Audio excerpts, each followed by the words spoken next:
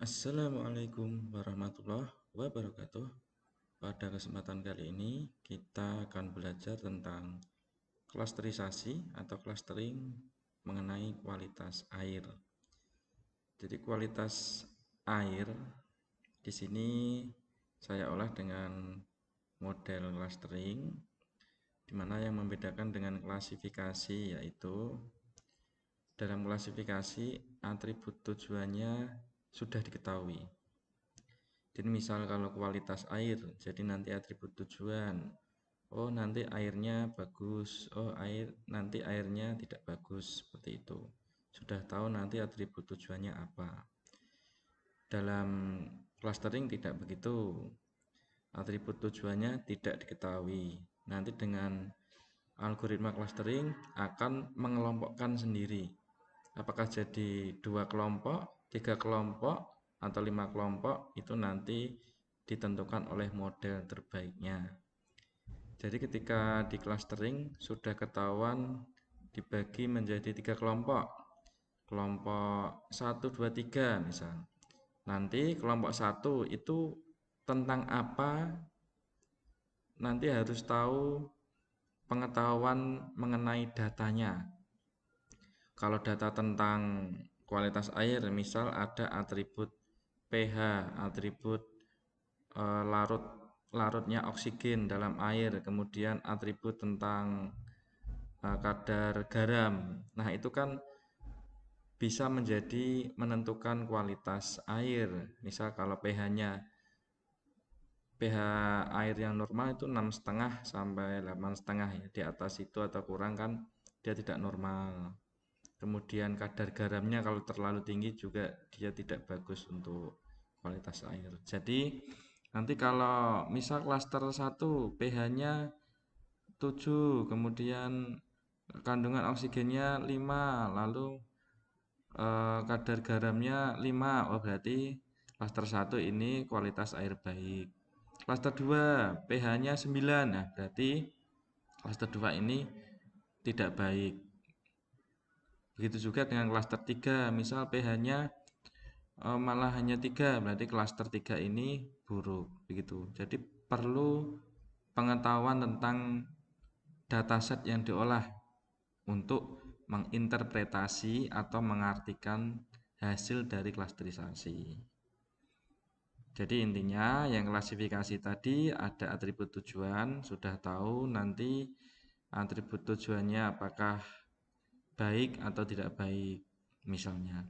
Kemudian kalau klasterisasi tidak tahu atribut tujuannya apa, nanti model akan mengelompokkan sendiri menjadi beberapa kelompok, dan yang menginterpretasikan atau mengartikan itu dari eh, kita sebagai yang olah data atau dari pihak lain, seperti itu. Untuk klasterisasi yang pertama, import library-nya seperti ini. Lalu data collecting, saya ambil data yang saya simpan dari Google Drive. Terus biasa dibagikan, lalu siapa saja yang melihat link sebagai editor ya. Di paste lalu diambil ID-nya di sini. Paste ya.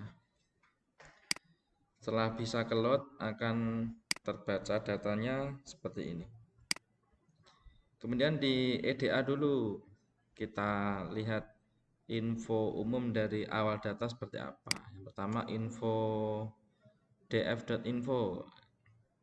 Nah, dari sini ketahuan nih ada 0 sampai 7, berarti 8 atribut ya. Sesuai ya. 1 2 3 4 5 6 7 8. Oke. Kemudian nah ini ada angka-angka yang berbeda, padahal barisnya 2371 tapi ada yang kurang dari itu. Berarti itu ada data yang hilang atau kosong. Kemudian diketahui juga tipe datanya. Cek data yang kosong itu seperti apa sih? Nah, ini banyak nih. Oh, hampir semua dari 8 atribut kosong, hanya satu ada yang kosong. Hanya satu yang enggak kosong, yaitu di air temp atau temperatur air. Oh ya, ini belum saya jelasin untuk sumber datanya. Saya mengambil dari Kaggle, yaitu Water Quality Data. Di sana ada 8 atribut. Yang pertama date atau data ketika ngambil kualitas air ya. Kemudian salinity itu kadar garam dalam air. Lalu dissolved oksigen itu tentang larutnya oksigen dalam air. Kemudian pH tadi saya jelaskan di awal, itu tingkat keasaman air. Seki depth, seki itu untuk mengetahui kualitas air dari lihat kejernihannya juga. Seki itu cakram, seki cakram seki. Kemudian water depth itu untuk kedalaman air, lalu water temperature kondisi air atau suhu air. Air temperatur berarti suhu dari udara. Itu datanya di bagian klasterisasi. Lalu setelah itu kita tahu yang kosong berapa, di klasterisasi buat berapa persen yang benar-benar kosong, yang kosong. Di sini yang lebih dari 30% saya tandai dengan warna merah. Itu berarti dia perlu perlakuan khusus. Jadi ketika ada atribut dengan missing persennya lebih dari 30, itu lebih baik dihapus. Kalau kurang dari itu bisa diimputasi. Tapi dilihat lagi atribut itu ngaruh enggak ke perhitungan kualitas air. Dari mana cara tahu ngaruh atau tidaknya? Nah, itu kembali ke pengetahuan tentang kualitas air. Apa saja kira-kira yang mempengaruhinya? Seperti itu. Di sini nanti dissolved oksigen meskipun lebih dari 30% data yang hilang, tapi ini cukup berpengaruh untuk mengetahui kualitas air, maka tetap saya pertahankan. Tapi nanti diimputasi lalu dibuat perlakuan khusus agar tidak terlalu mengganggu modeling. Ini tentang sebaran data.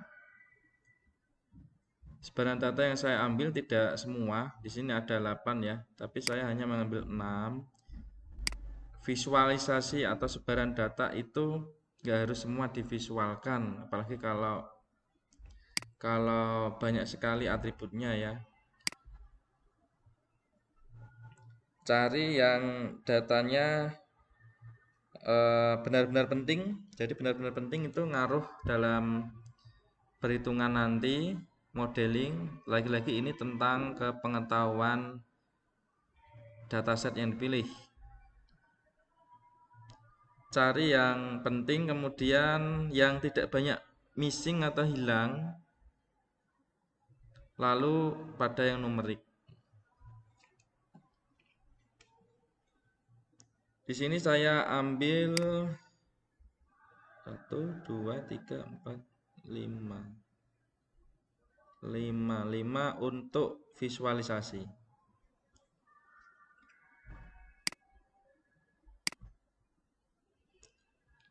Yang kiri merupakan bentuk visualisasi dalam histogram atau diagram batang, yang kanan itu box plot.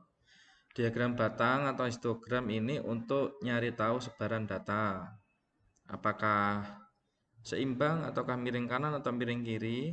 Kemudian yang box plot ini untuk nyari outlier. Di sini terlihat nih outlier nih. Titik-titik yang di luar dari garis. Kalau garis tengah ini namanya median atau nilai rata-rata, nilai tengah. Banyak sekali outlier di box plot, di water temp, kemudian di air temp ada satu. Kalau satu bisa aja diabaikan nih, karena hanya satu. terlalu sedikit. Kemudian ini banyak sekali. Ini apalagi salinity banyak sekali, lalu yang dissolve oksigen banyak juga. Jadi nanti yang outliernya banyak-banyak itu perlu kita beri perlakuan khusus supaya modelingnya bisa lebih tepat. Setelah tahu visualisasi, dicatat tadi yang outlier berapa aja. Kemudian ini masuk ke tahap pre-processing. Itu 2, 3, 4, 5, 6. 6 atribut saya ambil untuk pre-processing. Itu yang ngaruh ke proses yang paling besar. Di sini saya tinggal date atau data. Karena ini bukan sebuah modeling yang mengandalkan time series, jadi yang atau date atau tanggal ya, bukan data tadi, mohon maaf. Tanggal saya abaikan, tinggal aja. Imputasi berarti penanganan missing value dengan memberikan nilai lain.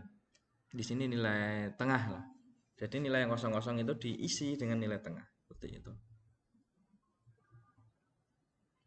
Setelah diberi perlakuan khusus, ini pakai median atau nilai tengah ini, lalu dihitung jumlah missing value-nya apakah masih seperti tadi atau sudah berkurang. Nah, ini sudah berkurang ya.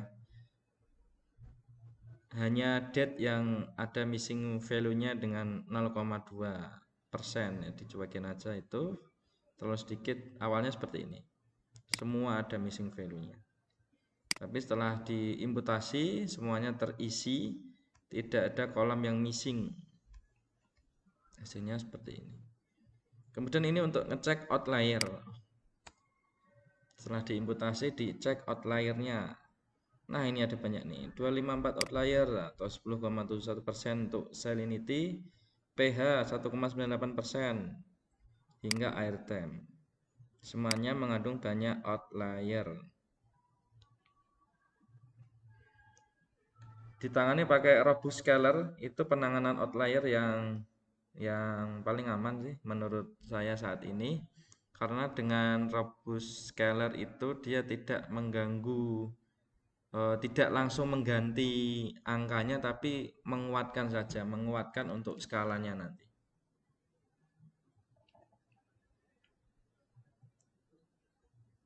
Karena dengan robust scaler itu juga lebih aman, outliernya tadi tidak hilang, kemudian dikendalikan. Jadi dia mengendalikan outlier tanpa menghilangkan outlier. Itu lebih aman ya. Kemudian cek lagi setelah di outlier ditangani apakah masih sama. Nah, masih sama aja. Ini yang tadi, ini yang sebelum, ini yang sesudah. Masih sama karena memang robust scaler sekali lagi dia tidak menghilangkan outlier, tapi menangani outlier dengan lebih aman karena dikendalikan dengan robust scaling. Lalu masuk ke modeling. Yang pertama buat fitur selection, kita pilih atribut apa saja yang mau dijadikan perhitungan untuk modeling klasterisasi ini. Saya pilih 1, 2, 3, 4, 5, 7 atribut, tinggal date tadi. Kenapa date atau tanggal tidak disertakan? Karena bukan model time series ya. Untuk peramalan mengandalkan time series, jadi date-nya ditinggal aja. Setelah fitur selection, inisialisasi model. Ini menggunakan elbow. Dengan elbow jadi untuk menghitung yang terbaik nilai K atau parameter K-nya itu berapa sih? Ditampilkan oleh elbow. Di sini yang terbaik adalah K sama dengan 3 dengan skor 41.000 sekian. Nilai K dengan dari elbow K sama dengan 3 ini nanti perlu kita evaluasi lagi apakah benar yang terbaik parameter K sama dengan 3 menggunakan Silhouette. Ada garisnya 3. Kita modeling dengan K-means, lalu visualisasikan untuk melihat sebarannya seperti apa. Hasilnya seperti ini. Visualisasi klaster hasil PCA itu untuk membuat atribut yang banyak tadi menjadi 2 dimensi. Jadi K3 menjadi 3 klaster ya, 0, 1, 2. Ada yang merah, hijau, dan biru. Sebarannya seperti ini. Kemudian di grup ini biar tahu nilainya. Cluster 0, salinity 0,7, pH 7,34, Secchi 0,51 dan seterusnya. Juga untuk cluster 1 dan 2. Nah, disinilah letak pentingnya pengetahuan tentang dataset yang kita pilih. Jadi untuk menentukan kualitas air dilihat dari salinity, kadar keasinan atau kadar garam dalam air, kemudian pH-nya. pH untuk air yang bagus itu antara 6,5 sampai 8,5. Kemudian Secchi-nya tadi tentang cakram tadi ya. Bisa diambil 3 atribut, salinity, pH, dan dissolve. Cluster 0, salinity-nya 0,7, pH-nya 7,3, tinggi sekali ya, pH tinggi. Lalu dissolve oksigennya 5,68. Kita coba cari pH yang paling rendah ya, di sini ada 7. Kadar garamnya juga rendah, cukup rendah itu. Lalu dissolve oksigennya 7,65. Jadi dari sini bisa diinterpretasikan atau diartikan ya secara keilmuan kualitas air ya. Untuk klaster 1 berarti dia kelompok air yang bersih, misalnya seperti itu. Kemudian klaster 0 karena pH-nya tinggi, dia kelompok air yang tidak bersih. Kemudian yang klaster 2 itu kelompok air yang cukup bersih, seperti itu. Itu cara mengartikan hasil dari clustering. Lalu apakah benar K3 itu nilai terbaik untuk dataset ini? Kita evaluasi dengan Silhouette. Di sini ada panduannya nih. Kalau nilainya nanti lebih dari 0,5 berarti klasterisasi cukup bagus. Lalu 0,3 sampai 0,5 bisa diterima lah ya. Lalu kurang dari 0,3 kurang baik nih. Kita lihat nanti berapa hasilnya.